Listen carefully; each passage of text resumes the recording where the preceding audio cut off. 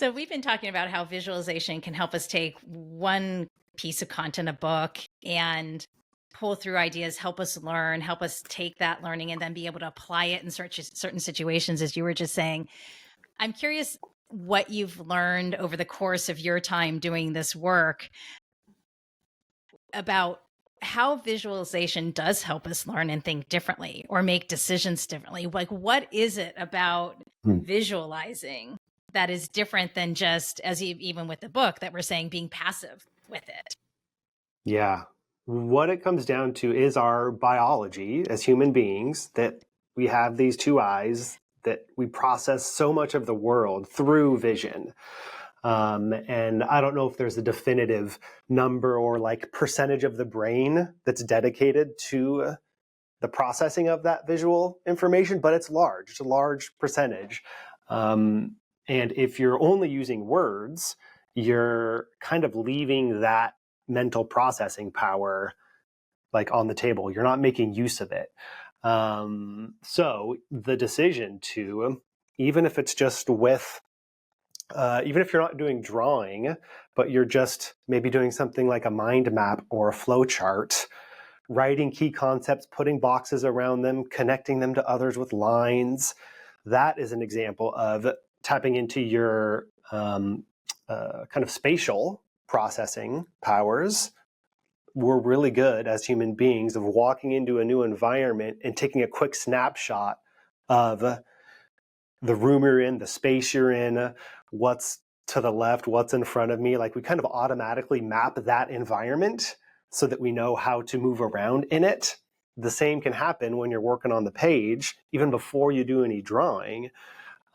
You can map out the ideas that you're working with and kind of see like, oh, how are they connected? What lives at this intersection? What am I missing here maybe?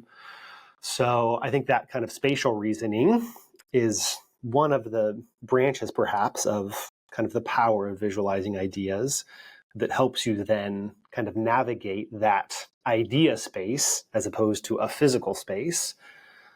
But then another piece, if you do bring in drawing, you're starting to activate different networks in your brain. Like I think in Thinking Fast and Slow, another book that I read recently, Daniel Kahneman talks about our brains as association machines, right? If we hear a word or see an image, our brain kind of automatically, unconsciously starts making associations that make it easier to kind of access information that's connected to the word that you read or the image that you saw.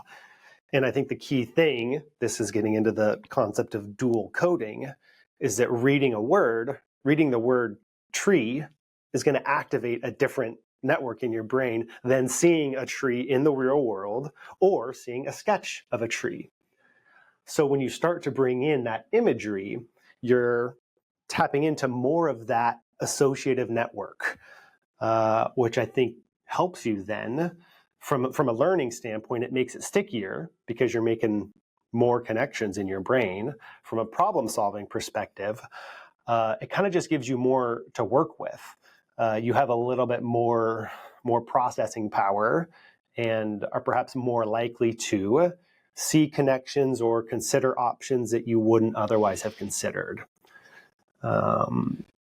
All of which, too, if you're doing this externally, whether it's on pen and paper or with an iPad, you're also benefiting from cognitive offloading. You're not just thinking about those images or words. You have this external thing that kind of holds some of that information for you that you get to interact with.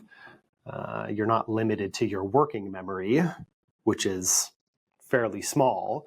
You have these extensions of your brain. That's why I love the book, The Extended Mind by Annie Murphy Paul.